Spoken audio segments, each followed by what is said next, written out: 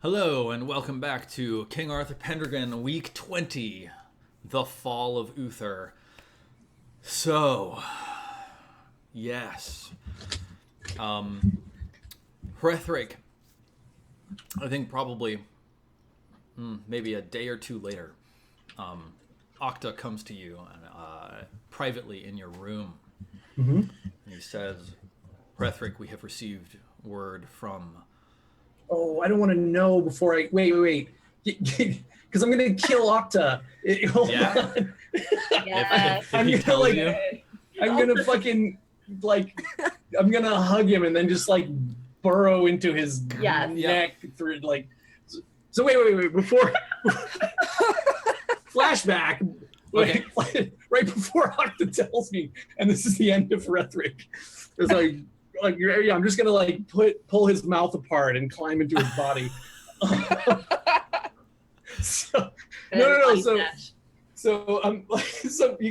There's a really important moment in Rethoric's life that comes before this. Okay. Which is, dearest, fairest Corus. Yeah. I'm writing you from Castle Hastings. Yeah. You might ask, how did I get to Castle Hastings? I would just like to say, before I go on to explain these things, that I dearly miss you and the kids. You're lovely. You're in my thoughts every day. By the way, could you send 6 Librum to Castle Hastings? I've been captured. That's pretty great. So please address the package to King Octa. Yeah, C.O. King Octa. Yeah. Regarding ransom. Right. Yeah. Yeah, please withdraw 6 Librum from the treasury. Send it with express post to Castle Hastings. Nice. Saxons only take money order, dude. But no, so Rethoric would have written a letter to Corus and sent it by dispatch. Yeah, totally. For asking for the 6 Librum for his ransom, which is a token amount for superlatively rich Rethoric. Yeah, pretty much. Yeah, he 6 Librum is like pocket change to him. Right. It's kind of weird right now because I was deathly poor before. But by the way, I do not let the Saxons know how rich I am. Yeah. Good God. Yeah. Right. Yeah. All Okay. right. So you send that letter, and England is quite small, so it probably has gotten to your lovely wife, the Lady Corliss, by this point in time. How do you imagine she reacts to receiving this? Oh God, it's gonna be like a fucking it's gonna be about a jab to the chin for her. This is the jab, and then the fucking hook is coming if I know what's coming next. Yeah. Oh wait, she's Ulfius's daughter though, right? Yes. I Well, think she's okay. yeah. Okay. So yeah, I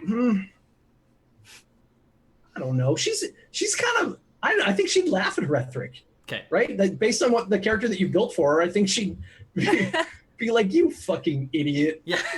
Totally.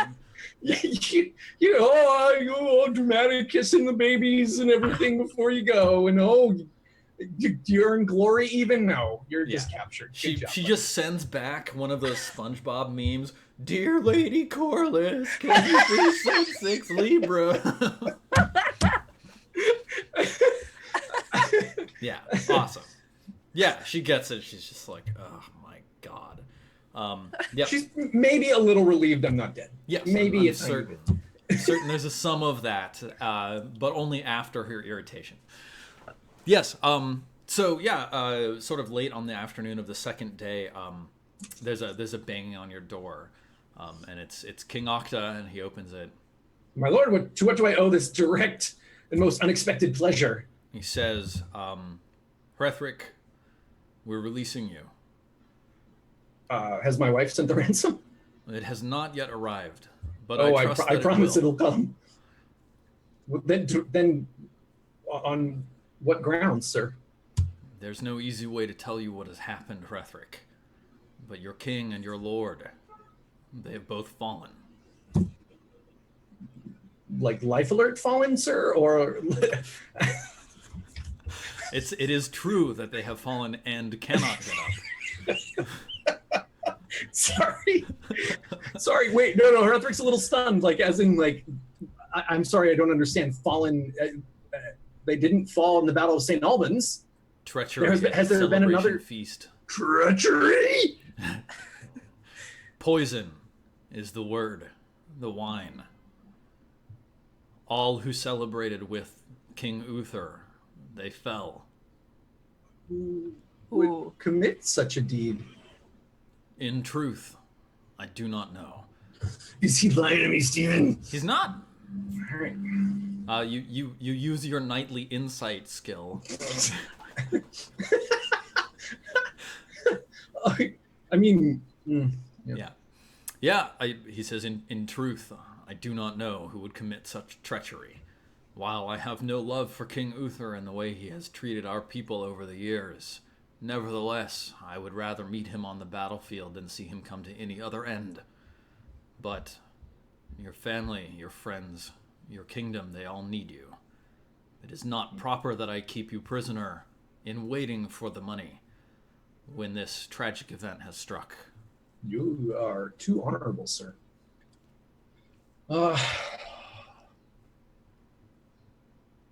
How? Treachery how? Were they set upon in the night? There was poison in their drink. Poison. Such perfidy. Indeed. It is dark, dark times. Uther, though he was a tyrant, he did nevertheless hold together the kingdom of England by his strength. And now I fear that the kingdom will fall into anarchy. There will be trying times ahead for all of us. Indeed. Indeed there will be. Well, I am once again in your debt, King Octo. And I hope that we meet again under better circumstances, and if not under better circumstances, then with that we meet on the battlefield. Indeed. Such a thing would bring me great honor. If we do not meet on the battlefield, I hope that we can find some way to set aside our differences. Go in peace, Rethoric, and attend to your family and your country.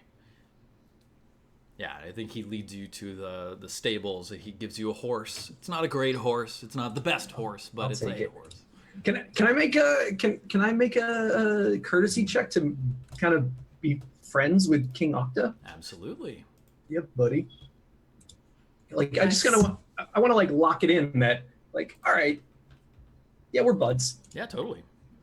Oh, that's pretty good. Yep. Yeah. Nice. Yeah. I imagine the glory bonus comes in there. Like, yeah, totally. Yeah. So I saw that you used that 6 points from your 6,000 glory. I feel like it applies there. So totally. Yeah, I think probably the two of you have a conversation about how England is going to need strong leaders. He maybe even makes a callback to the conversation you had the other night where he says, I know that you've been thinking as a knight of the next day and the next day, but you may need to become a leader now and think further into the future. Think upon what that means for your people and mine and whether or not there is any opportunity for us. Good advice from Big Daddy Octa. Can we look at the map and see where? So we're outside of Salisbury. Yeah. So y'all. Where's Octa situated? He's down here in Sussex. So Sussex and Kent are the two major Saxon holdings right now, and they're expanding into Silchester. And that's sort of what the most recent battles have been about, has been their expansion into Silchester. So obviously Salisbury is right bordering on Silchester. And I think later in the Anarchy period, they advance up along the coast into Anglia and Hertford. Got it. Yeah. But okay, so we're neighbors. Yep, definitely. Ish. Yeah. Okay. Yeah. Dope. Cool. Yeah. So the two of you shake hands and seem to part on significantly better terms than you met each other. I mean, we're kind of even. Yeah. Like, I dig it. Cool. Awesome. All right. So, yes, Dwinwyn, you've recovered enough that you're now conscious and able to hobble around, though you're still under constant medical care.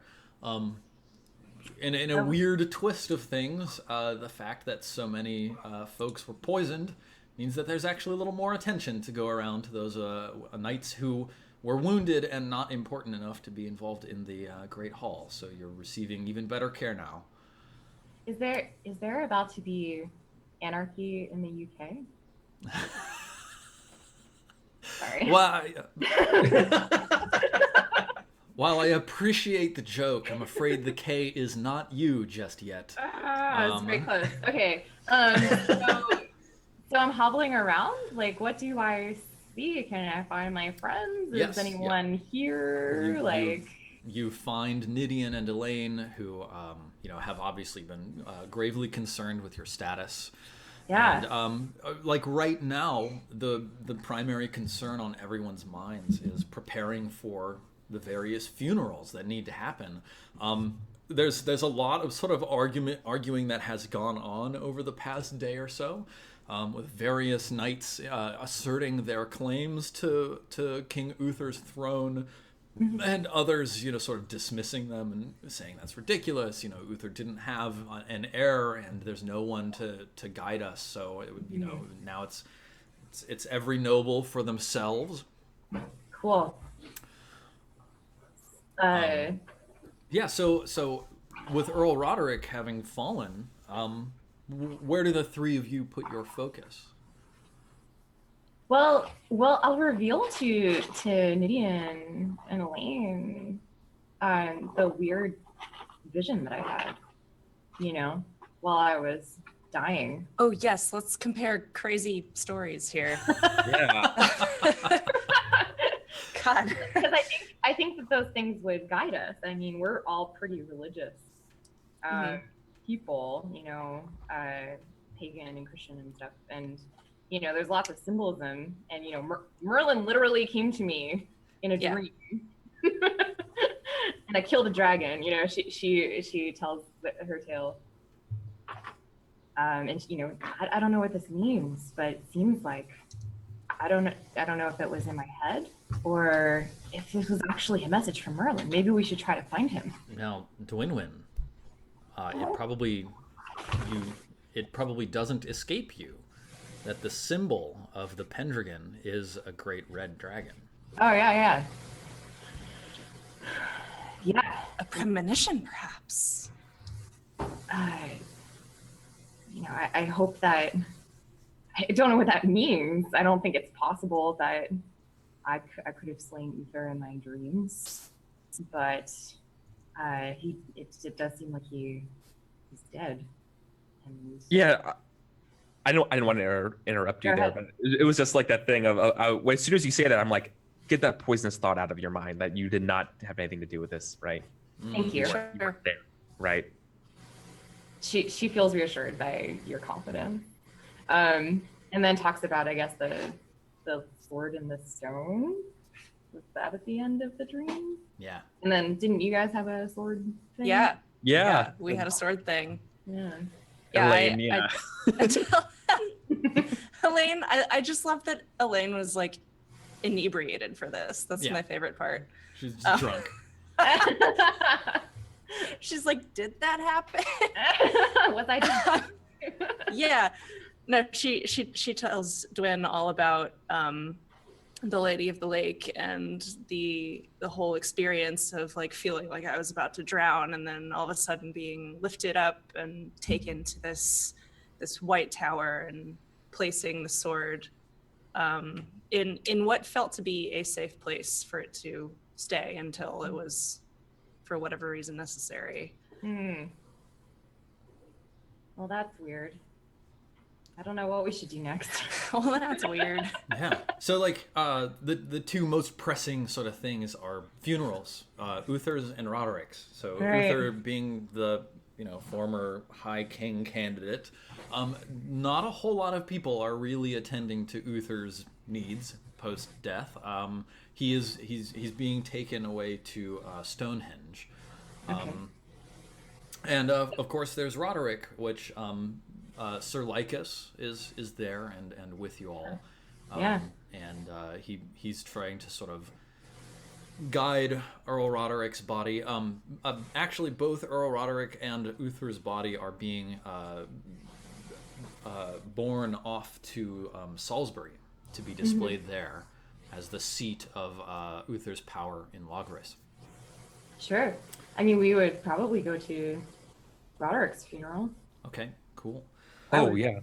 Yeah. So the Countess Ellen is there, and she has sort of organized everything. She's wearing her mourning black, and her young child, young Robert, who is now Lord of Salisbury, though of course he is not in any means old enough to act in such authority, and sort of. I think Sir Lycus approaches the three of you, and probably by this point in time, Rethoric has managed to rejoin you. Cool. You've heard the news. You've visited home. You've confirmed. Yeah, no, I was gonna make a dramatic entrance. Okay. Yeah. When do you want to make your entrance? So I imagine, so we're at the funeral, and there's for Roderick, and people are mourning, and then there's probably a pay your respects line or a ceremony or something like that, right? Mm-hmm. So I'm in a black cloak. I get in line, and when I get to the boy, and I get to the mom and the son rather, and I kneel before them. I throw back my hood and I take their hands, like each one of their hands in my hands, and I say, I swear on my life that I will serve and protect you. And I kiss each of their hands. Yeah. And I stand up and I look at my friends.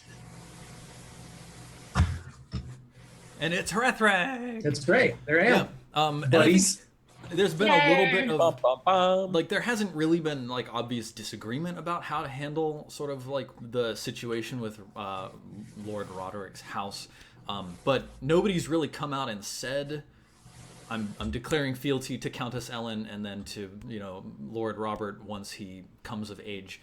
So Rethoric maybe starts that domino of everybody after Rethoric, and like everybody who was before him goes back in line in order to like pledge their fealty to the Countess Ellen.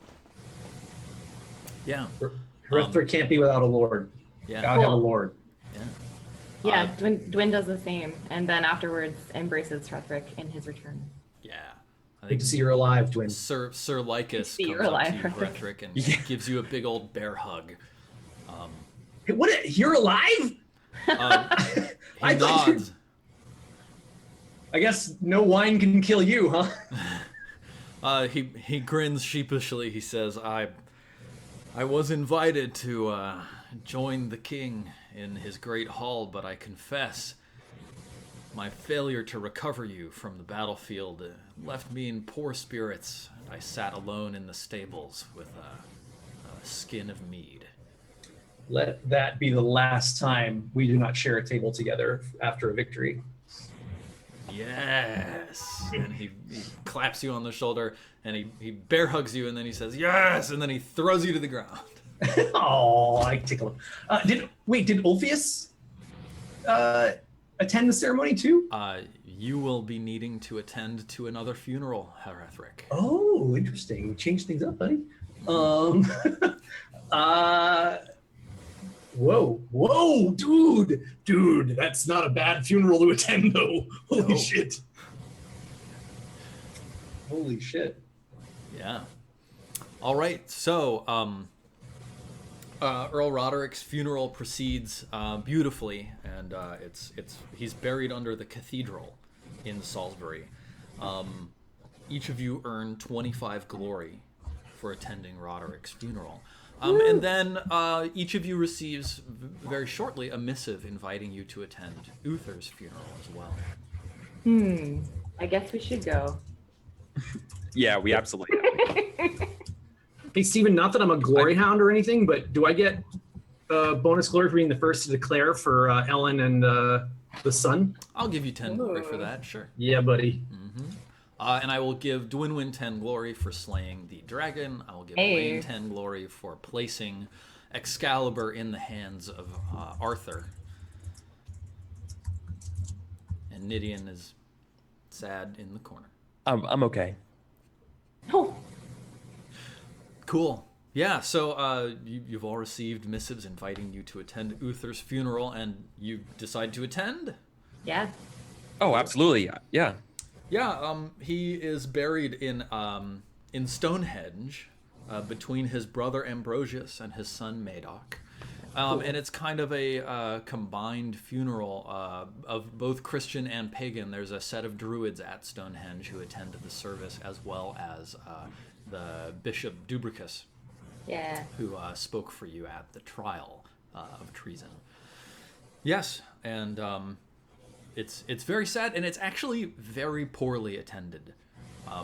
And if you ask sort of and inquire why it's so poorly attended, the people that you ask simply shrug and say there are a great many families across England who are hurting today.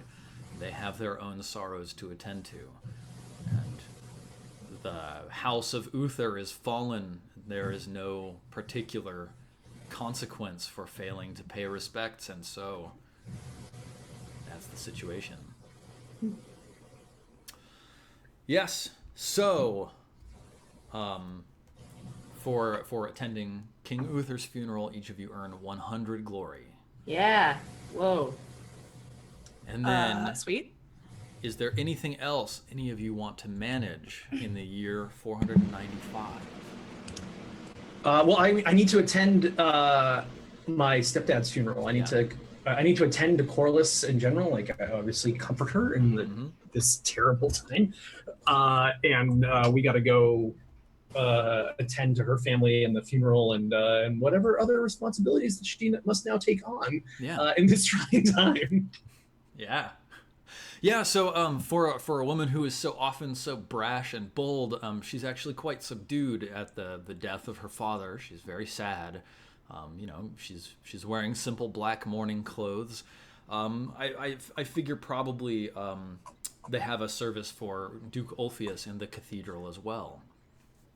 And yes, the Lady Corliss has a significant claim to nobility across a portion of the lands of Logris. Yeah, buddy. So like, what goes on when you're talking with her and looking at sort of a map of the lands that the two of you now control together, and do you talk about your conversation with Octa and your time with the Saxons? Well, I think we would start with her dad dying and how she feels and how she wants to move forward. Yeah. If she has been given a ton more responsibility, does it galvanize her? And she kind of uses that to grieve, like by stepping into this role, or does she just like retreat from it and grieve? I think in solitary? Corliss probably grieves fairly privately. Like, she shows it to you. She's always like very proper in public. She wears the clothing for the proper period of time and things like that. And she accepts people's condolences very gracefully. But also she's sort of been bred and trained for this role for her entire life. And so while she's stepping into this position much earlier than she anticipated she would, she's sort of like she knows all of the important nobility who owed fealty to Duke Ulfius, and she's on good terms with all of them, and she receives them and receives their gifts and then makes gifts back to them. So she like does the formal like, yes, I bequeath your lands to you, to hold for me in the time of my reign, or stuff like that. Great. Well, Rethric's a little at sea here. Like, this is a significant step up in kind of managerial power. So yeah, he definitely supports her, kind of stands at her shoulder. But I don't know how she feels about this, but he's leaning toward throwing in, fealty to Ellen, as regent. So, very interesting. Yeah, and I don't think Corliss is bound by the same feudal ties. Yeah, I think that's probably a conversation that takes place over some months, and just between the two of you of trying to figure out what your like noble relationship, what your responsibilities are to your vassals versus Rethric's relationship with Earl Roderick and the Countess Ellen. And I think ultimately Corliss can't decide to declare fealty to Ellen, since actually I think Ellen is a step lower on the Right. the Yeah. totem pole. So I That's think right. maybe there's like she has to do a little bit of educating of Rethoric on like the proper order of like whatever. But there's probably a moment, maybe 6 or 7 months later, where Rethoric is able to bring Corliss to the Lady Ellen or the Countess Ellen in order to just like cement and solidify that relationship into favorable standing. Oh yeah. I mean, if she's in line to be a duchess, then yeah, she's way above a countess. Yeah. Woo. That's complicated. Rethric's like, Yep. ugh. Yep. So I love it. A house divided. I like her. Like Rethoric kind of went off half cocked, being like, "I need a lord. I need a lord." Okay, you look great. Like, yeah.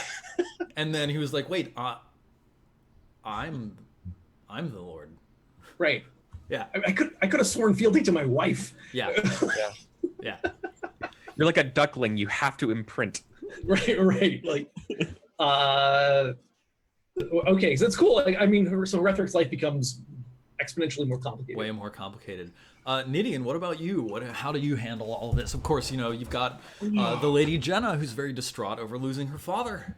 Yeah, I think, man, this definitely takes a big toll on Nidian, and Nidian is very, very reluctant to leave his manor or manners. He likes to help Lady Jenna in this time, does whatever he can, and actually spends a lot of time with his children. Mm-hmm. Mm-hmm. In fact, if I could, I think I know what I think I have a small little vignette I would like to do. Absolutely, take it away. Totally. So, we're outside, walking. It's my kids and I. So once again, so for everyone who's keeping track at home and playing Pendragon at home, that's Pelin, my oldest son. Who else? Pelin, Rhiannon, my youngest daughter, or one of my second middle child, and then Florence, who is my Lady Jenna's child. Mm. So it's the three of us hanging out, and we're just kind of strolling the grounds, getting some fresh air. And I tell them how, when I was a page, I knew I was going to change the whole world. I was going to lead armies. I was going to make our Lord and King so proud of us. They were going to shower us with gifts and praise. Everyone would know our names.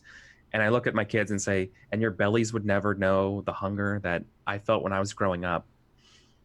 And I just knew that I would do more than my father, your grandfather. I had to do more than my father. I was so confident this was something that, someone like me could do. But the more I forced myself and carved my way into this world, the more I realized how those reins to change the world were never in my grasp to begin with. You don't get to change the world in one fell swoop. There's no master strategy to this. There's no way to win that day. You can't change the whole world at once. But what you can do, and I get down on like my knees, so I'm like level with the kids, right? Yeah. And I look at them and say, we can do what each of you can do is you can change the world one person at a time. And I sincerely wish I learned this earlier, that you're all going to go out and change the world one life at a time. Each of you is going to grow up and do tremendous things, whether that's serving your next lord in the battlefield or keeping your responsibilities to your people, to our peasants and our mannerly duties. But promise me you're going to change at least one life. And if you're as lucky as I've been with mine, you'll meet the most amazing friends along the way. Come on, let's get ready. Dinner's ready. And we rush off. Oh. Nice. Yeah. Elaine, Dwinwyn, do you have anything else you want to take care of in the year 495? Sorry. do I have like a scribe or something? Don't you have a scholar on your... Anyone? I don't think I have a scholar, but would there be anyone that knows how to write? Well, at my manor? Whoever is the steward for your manor would, so certainly your wife, if not another professional steward that you've hired. Okay. Well, I basically just want to tell my family the story of what I experienced at the lake, and just kind of impress upon my children that, you know, if your heart is open, then, you know, the path will become clear to you as it did for me. And I would love to build some sort of, like, again, I don't have people for this. I don't have like sculptors or artists or anything, but I'm sure I have like masons that could create some sort of crude lady figure somewhere near my pagan spring. I think would be really cool. Totally. Yeah, and don't drink at parties, kids. Don't drink out of strange cups. Like, each of you probably just immediately gains 1 point in temperance, just like, oh. Yeah. Okay, That's cool. it. Yeah, totally. Yeah, you're able to just like pay a few librum and commission a statue of a lady holding a sword in her hands at your pagan spring. That's Sweet. awesome. And Dwinwyn, what about you? Sure. Well, this is like Dwinwyn's 4th time falling in battle or something like that. So she takes some time to recover, and I think this time she'll like, I don't know, have her armor emblazoned with the symbol from her dream, you know, like with the that was on her horse. Yeah, the sword and shield or whatever. So that, you know, she can her armor can be imbued with more protection from the goddesses in future battles, because she knows that they're soon to come. And as she's having those made, she kind of like, she would probably also have a shrine built on her manor. Maybe I'll do it in my manor updates or whatever if we do that. But for her family, she has mostly like a pagan shrine that has more to do with gods and goddesses of the hearth and, you know, battle and stuff like that. But she doesn't have anything personal for her family and her lineage, the lineage of women that were in her dream. So she'll build something for that, and, you know, tell her family and her children, remind them of the stories of, you know, is that like a woman holding a sword and a set of scales or something like that? Yeah, that sounds cool. Awesome. There's a little idol that she places next to the other idol, and that's what it looks like. Sure. And she'll support her wife in politicking. There's like probably lots of Game of Thrones politicking happening right now, and her wife is the expert. So, you know, she trusts all the maneuvering that she's making at court, and, you know, attends whatever parties she needs to get in the right people's good graces. And it's probably the same people that Rethoric is getting in with. So maybe sees him out and about and that kind of thing. Super cool. Yeah. All right. Well, so very shortly after all of these events, the 4 of you hear word that there is a sword that has appeared in a stone in the courtyard at London, and that knights from all around the realm have been trying their hand at pulling the sword out of the stone, and every single one of them has failed. Do the 4 of you ever go and visit the sword in the stone and attempt to pull it out? Yeah. Okay. Hex, yes. Well, you all fail. Yeah, but it is regarded as a very strange and magical thing, and of course, written on the stone is, you know, whosoever pulls forth this stone from this sword from this stone shall be the rightful ruler of all England. And of course, Dwinwyn, the shape of this stone and the feel of this sword in your hand are both very familiar to you. Weird. Though in sort of a half-remembered way. So, with that, I think we draw a close to the Uther period of the Great Pendragon campaign and say our farewells. So, thank you all so much for playing. It was awesome what y'all were able to do today, and like joining in with all the crazy end of era stuff that was happening. I loved everything that y'all got up to. It was awesome. And thanks for playing with me, guys. It's been so awesome to have such great players join me for this show. And don't know what the future holds yet, but at just about any point, I would 100% be more than happy to play with any of you again. So we'll have to make sure that it happens at some point. Say the word. Yep. Do it. You just let us know, Steven. You know it. All right, so why don't each of you give us a final shout out, and then we will say our farewells. Kira, why don't you start us off? I don't know. You can find me on Twitter at Kirananzi. You know, I post random stuff. There's lots of RPG theory chat happening on Twitter right now, which is kind of cool. In the month of July, I guess there's a hashtag. What is it? It's like RPG July theory or theory July. Cool. So follow that hashtag. It seems like some cool people are starting to have some cool ideas, and it's cool to have a place where people can chat about that again. So that's my shout out. Check out Talking About Role-Playing Games on Twitter. Awesome. Yeah. Luke. If you think I'm not going to do the winter phase for this year, you crazy. First of all, I'm this close to 7,000 glory, my friend. Nice. So yeah, you know, I'm just saying, everybody. Yeah. Just saying. Do it. 7,000 glory. Which means I'm going to raise my strength to 18. My damage is going to go to 76. I'll see you in hell, Wotans. Fuckers. That's right, Wotan fuckers. 6. Yeah, buddy. That's more than my crit. God, that's wild.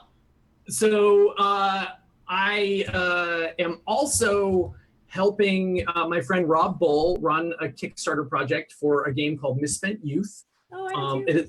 It is live on Kickstarter right now. All sorts of great people are participating and writing for a new book for Misspent Youth, a bunch of new worlds and scenarios and whatnot. And we're going to republish a revised, just re-edited, cleaned up version of the first book. So if you like cool indie RPGs about rebelling against the man in a sci-fi future, check that out. Sounds super awesome. Jess, give us some shout outs.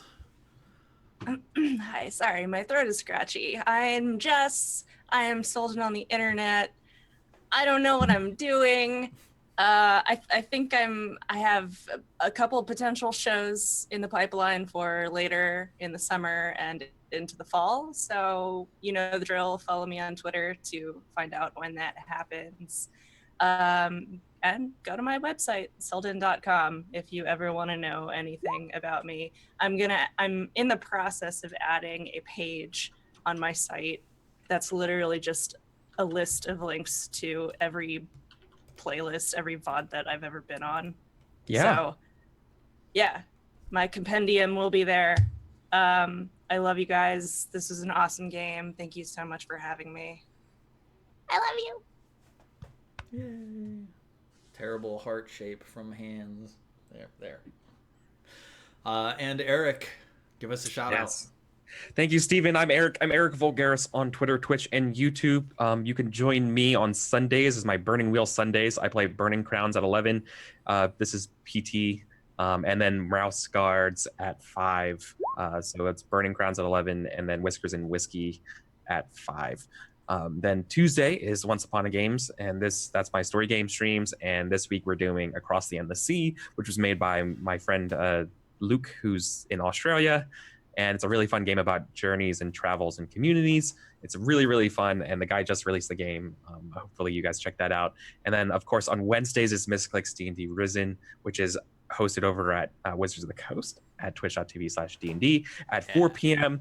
Check that stuff out. I'm not on the show, but I am the one doing all the OBS and all the stream work for it. I have a couple surprises and cool things in store for this week that I have not seen other shows really do.